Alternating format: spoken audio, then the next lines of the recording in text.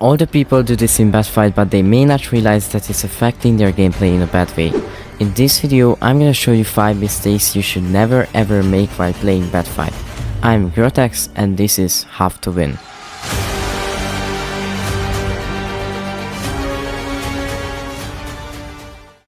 So, let's just start off right away with our first mistake beginners used to make, which is basically being too predictable.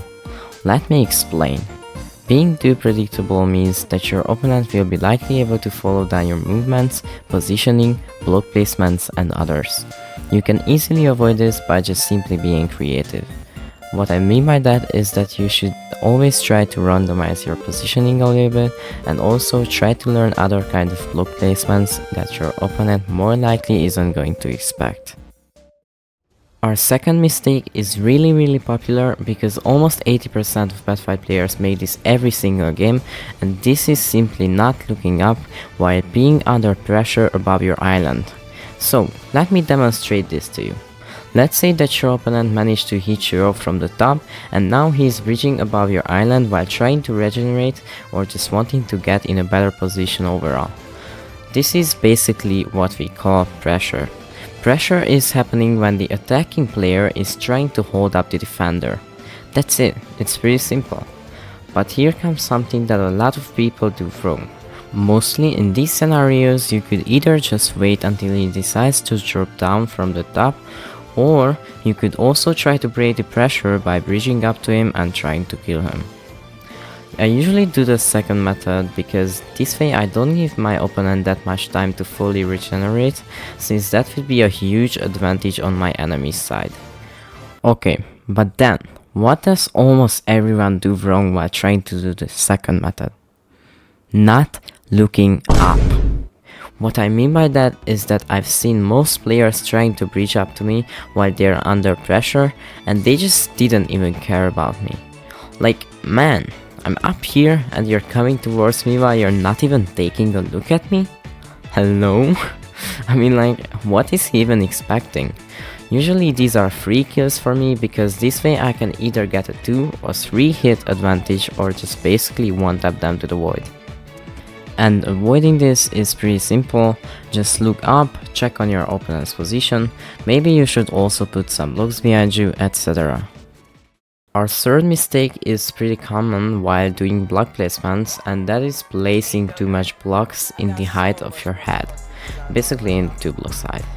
I'm gonna show you real fast a good example for this. So, let's say that you're trying to rotate around the enemy's bed while avoiding contact with him. Most people will try to spam blocks like this, which you should never ever do because your opponent can easily jump up on this and then he will be in a much better position within just 1 second than you have ever been. Yeah, that's it. The fourth one is really straightforward. Never block in unless absolutely necessary. If your blocking time is lower than 0.25 seconds, which is the time to break a single piece of wool, you're at a disadvantage. That's right, it only takes a quarter of a second to break a wool, which is incredibly fast. I understand that it might seem tempting to break the block above you and land an extra hit on your opponent, getting yourself a bit more time to get the bed. However, trust me on this one. If you can avoid block-ins, you should definitely do so. This strategy will keep you agile and responsive in the game, allowing you to react quickly to your opponent's moves after getting their bed. And one more tip, that if you after all choose to block in, then always put the end stone above you, since this way there is no way that your opponent will be able to kill you before losing his bed. Our fifth mistake is something even I do sometimes, and that is panicking under pressure, not playing wisely, and spamming blocks to try to fix the situation. This is ineffective and often makes things much more worse. When you panic and spam blocks, you lose sight of your strategy. This behavior makes you predictable and your opponent can easily counter you. Spamming blocks also wastes resources, leaving you at a disadvantage when you need them most. To avoid this mistake, stay calm and think about what to do next. Focus on control and make careful choices. Also, try to improve your block placement by practicing different techniques and learning from experienced players. A well-placed block can change the outcome of a battle. By avoiding these mistakes, you can improve your gameplay and increase your chances of winning. Stay unpredictable, watch your opponent, avoid exaggerated block placements, and remain calm under pressure. If you follow these steps, you will become unbeatable. Also, I would ask you to subscribe because we are trying to reach 1000 subs by the end of the year.